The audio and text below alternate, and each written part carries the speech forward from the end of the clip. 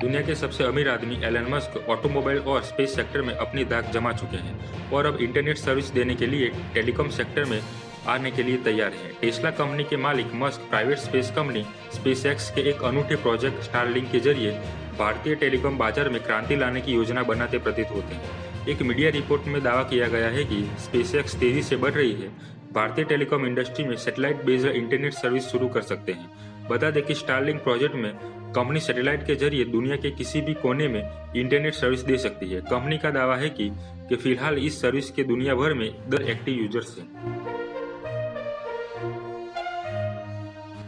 CNBC TV 18 की एक report के मुताबिक एलन मस्क अपनी स्पेसएक्स कंपनी के स्टारलिंक प्रोजेक्ट को भारत में लाने की योजना बना रहे हैं। रिपोर्ट का कहना है कि मस्क की नज़र भारत और चीन की 1 ट्रिलियन मार्केट के ऊपर है। कंपनी दोनों देशों में इन फ्लाइट इंटरनेट और मरीन टाइम सर्विसेज की मांग को भी पूरा करना चाहती है। Telecom regulatory authority of India यानी कि ट्राई ने पिछले साल अगस्त में ब्रॉडबैंड कनेक्टिविटी को बढ़ाने के लिए एक कंसल्टेशन पेपर जारी किया था, जिसके जवाब में स्पेसएक्स सैटेलाइट गवर्नमेंट अफेयर के वाइस प्रेसिडेंट पैट्रिसिया कूपर ने कहा था कि यदि सरकार मंजूरी दे तो स्टारलिंक के हाई स्पीड सैटेलाइट नेटवर्क की मदद से सभी भारतीयों को आने वाले समय में ब्रॉडबैंड कनेक्टिविटी दी जा सकती है। उन्होंने कहा कि यह सर्विस देश के दूर दराज के रिमोट क्षेत्रों में भी आराम से इंटरनेट मुहैया करा सकती है।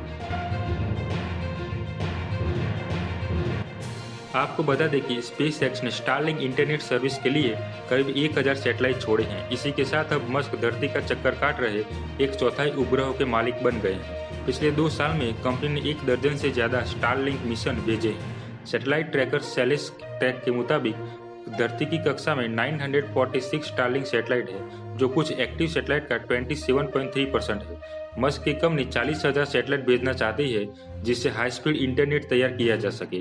स्पेसएक्स के पास अगले कुछ साल में 12,000 स्टारलिंक सैटेलाइट भेजने की इजाजत है। वहीं 40,000 सैटेलाइट का सिस्टम तैयार करने के लिए उसे संयुक्त राष्ट्र के इंटरनेशनल टेलीकम्युनिकेशन यूनियन से इजाजत की उम्मीद है। स्पेसएक्स को तेज गति से इंटरनेट देने के लिए अपने उपग्रहों को निचली कक्षा में करना जरूरी है, ताकि सिग्नल को धरती तक पहुंचाने में ज्यादा दूरी तय नहीं करनी पड़े।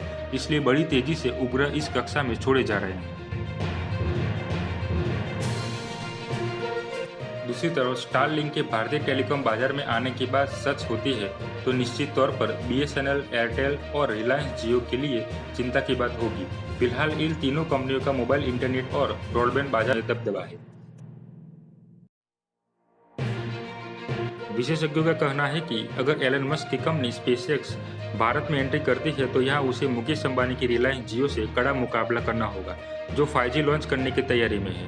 Bank of America global research की एक रिपोर्ट के मुताबिक जियो 4G रोल आउट भारत के इंटरनेट क्षेत्र के लिए गेम चेंजर साबित हुआ है। इसने किफायती दामों पर यूजर्स को इंटरनेट मुहैया कराया, जिससे बड़े पैमाने पर डेटा उपयोग को बढ़ावा मिला।